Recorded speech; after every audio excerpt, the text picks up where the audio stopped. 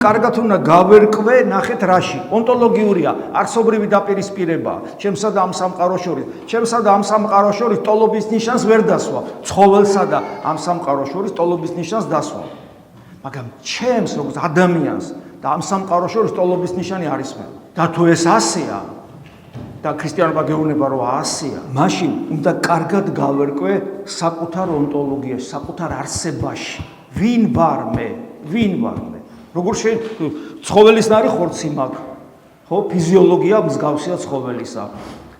სხეულებრივად აგებული ვარ იმ ნივთიერებებით, რომელიც ამ სამყაროში არის, ხო? ვცხოვრობ დროში, ვცხოვრობ სამგანზომილებიან სივრცეში. ხო? ვემორჩილები დროისა და ფიზიკის კანონებს ხორციელად. და ქრისტიანობა უცებ მეუბნება, რომ კი, ეგ ეგრეა, მაგრამ შენ არსობრივად ამ სამყაროს ნაწილი მაინც არ ახარ. და ესე იგი მე ან უნდა უარყო ქრისტიანობა, უარყო. ან დაუკვირდე საკუთარ თავს და გავერკვე საკუთარ ონტოლოგიაში. თუ ამას არ ვიზავ, აი მოდი ახლა ესე ვთქვა. ქრისტიანი რომელიც ეკლესიაში შემოდის, თუ საკუთარ თავს, საკუთარ არსებას, ონტოლოგიას, საკუთარ არსს არ შეისწავლის და არ დაუკვირდება, რა არის ადამიანი როგორც ასეთი. მის ეკლესიაში მოსვლას არანაირი აზრი არ აქვს.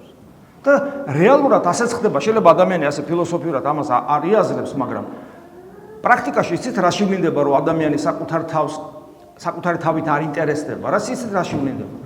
აი როგორიც მოვიდა ადამიანი ეკლესიაში, ეგოისტური, ინდივიდუალისტური მიდრეკილებებით, უნარჩვევებით, გესმით, აი შურიძიების სურვილით, საკუთარი პოზიციების ასე ბრჭყალების დაცვით და ასე შემდეგ, უსიყვარულობით ჩვეულებრივად როგორიც არიან ადამიანები, ყველანი ასეთები ვართ.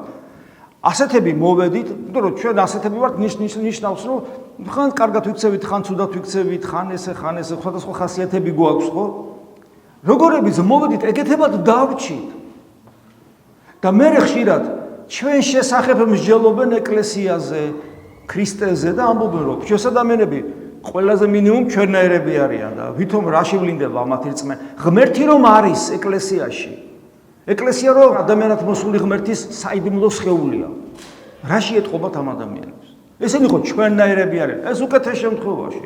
ხოლო ხშირ შემთხვევაში, როცა ჩვენ მოვდივართ ეკლესიაში, გვაქვს იმის განცდა, რომ ჩვენ სხვებზე უკეთესები ვხდებით, იმიტომ რომ ჩვენს გულს ღმერთი შეეხო და ვირწმუნეთ იესო ქრისტე ღმერთია და აი ეს გულზე ღმერთის დაუმსახურებელი შეხება და რწმენის გაჩენა ჩვენში, რომ ქრისტე ღმერთი ამას რომ ეს რომ ვიცით, გგონია, შესაბამისი გარეგანი რიტუალების აღსრულებით გვიქმნის ილუზიას, რომ ჩვენ და რაღაცა მანკიერი ჩვევების გადაგდებით, თქვა ეწევი, აღარ ეწევი, ზიმეცოდვაში იყავი, აღარ ახარ, რაღაცა იგინებოდი, აღარ იგინები, თქვა სიტყვაზე და მე გვიქმნის ილუზიას, რომ ჩვენ სხვებზე უკეთესები ვართ.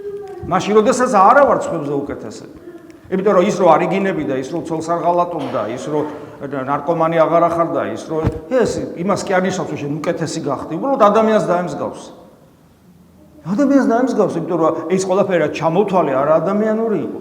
და შენ უამრავი ადამიანი შეიძლება ნახო ეკლესიის გარეთ, რომელიც ადამიანს გავს, კაცო, არც ცოლს ღალატობს, არც იგინება, არც ნარკომანია, არაფერს არ აშავებს, არც ქურდია, არც ყაჩაღია, პატიოსანი მოქალაქეა და შენ გახდი პატიოსანი მოქალაქე და თუ შენ რაღაცა შეიცვალა შენში არსობრივად არაფერს არ შეცვლილა. და ის გიყურებს და გეუბნება რომ აი შენ მორწმუნე ხარ, მე ათეისტი ვარ. შენი ცხოვრების წესით არ ჩანს რომ ღმერთი არსებობს, იმიტომ ჩემნაირი ხარ, მინიმუმ. და ხოლო თუ ზემოდან მიყურებ და მე ხო ამას გძნობ. ესე გამოდის რომ ამაყი და ამპარტავანი ყოფილიყარ. ესეთი შემთხვევა იყო ბასილი დიდს ყავდა ესეთი მოძღვარი წარმართი ლიბანიოსი.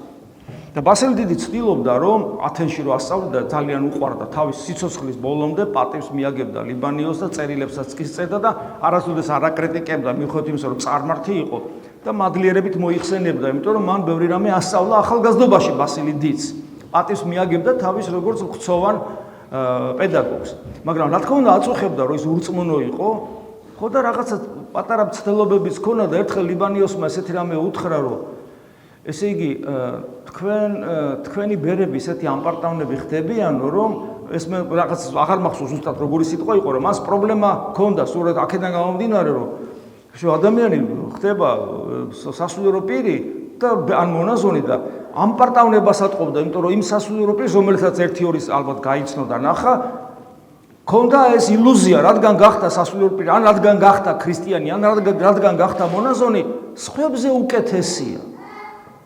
და ეს არსობრივი შეცდომაა უკვე ქრისტიანის მიერ. ამას ის წარმართი გრძნობს და რო გრძნობს უკვე მას აღარ აქვს სურვილი, რომ აქეთ ჩვენსკენ შემოიხედოს.